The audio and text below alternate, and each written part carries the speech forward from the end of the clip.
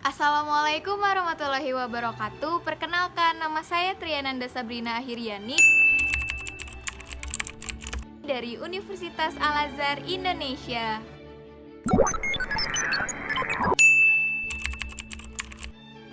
Pada kesempatan kali ini, saya akan menceritakan tentang seorang psikiater asal Kanada yang terkemuka pada akhir abad ke-19. Beliau ini mengemukakan teori yang berdasarkan pada pengalaman pribadinya yang terjadi pada tahun 1872. Dan teori ini disebut dengan 3 tahap utama kesadaran. Richard Maurice Beck adalah psikiater Kanada terkemuka pada akhir abad ke-19.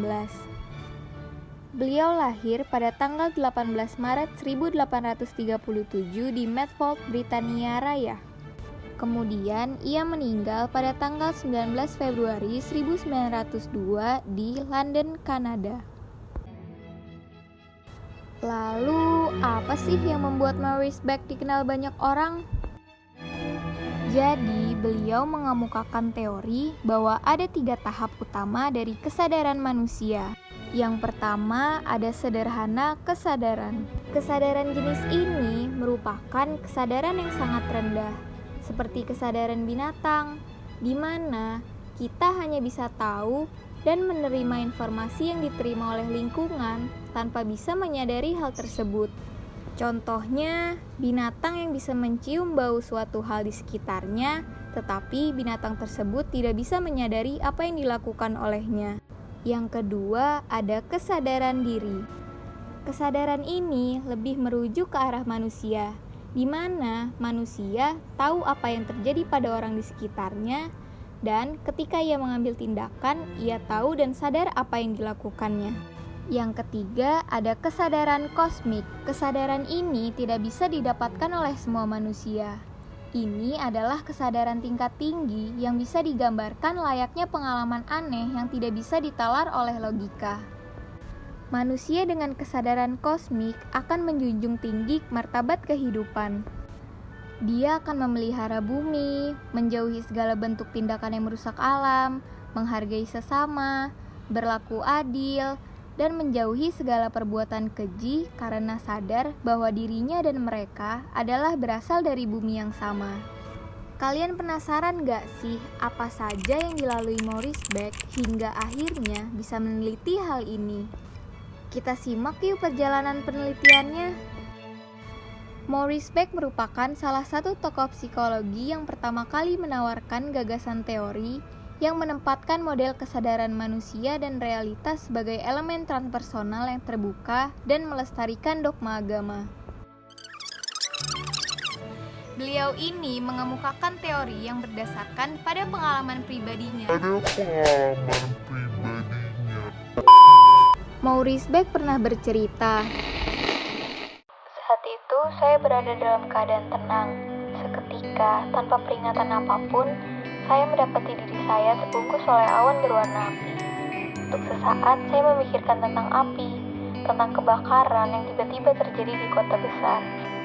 Berikutnya, saya tahu bahwa cahaya ada di dalam diri saya.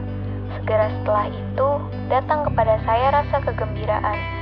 Kegembiraan yang sangat luar biasa, disertai dengan iluminasi intelektual yang sepertinya sangat tidak mungkin untuk dijelaskan. Ke dalam otak saya mengalir satu kilat dari kemegahan ilahi, yang sejak saat itu meringankan hidup saya. Saya melihat dan tahu bahwa dunia bukanlah materi mati, melainkan kehadiran yang hidup, bahwa jiwa manusia itu abadi, bahwa alam semesta dibangun dan diatur sedemikian rupa sehingga tanpa pradugaan semua hal bisa bekerja sama dengan baik, bahwa prinsip dasar dunia adalah apa yang kita sebut cinta, dan bahwa kebahagiaan setiap orang dalam jangka panjang itu pasti." Jadi intinya, manusia dengan kesadaran kosmik akan memelihara bumi seperti memelihara dirinya sendiri. Dan dia akan menghargai sesamanya karena sadar bahwa dirinya dan mereka adalah berasal dari bumi yang sama. Sejak kejadian itu, ia menghabiskan seperempat abad berikutnya untuk meneliti dan menulis sebuah buku yang berjudul Cosmic Consciousness, A Study in the Evolution of the Human Mind. Dan ada juga karyanya yang lain.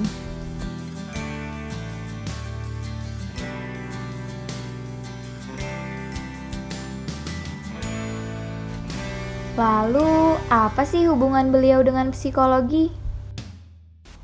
Jadi, konsep kesadaran kosmiknya mempengaruhi banyak sekali pemikiran dan tulisan orang lain. Di antaranya adalah digunakan untuk konsep Aldous Huxley tentang filosofi abadi dan konsep mistisme Evelyn Underhill. Kemudian di India, Aurobindo menggunakan istilah kesadaran kosmik secara ekstensif dalam karyanya. Dan yang terpenting dalam karya klasik William James yang berjudul The Varieties of Religious Experience, di sana mengatakan bahwa teori kesadaran kosmik Bach telah menjadi bagian dari fondasi psikologi transpersonal. Wah, akhirnya kita udah di ujung pembahasan. Kayaknya cukup sampai di sini dulu ya kita membahas tentang Richard Maurice Bach. Sampai jumpa di lain pembahasan. Terima kasih sudah mendengarkan.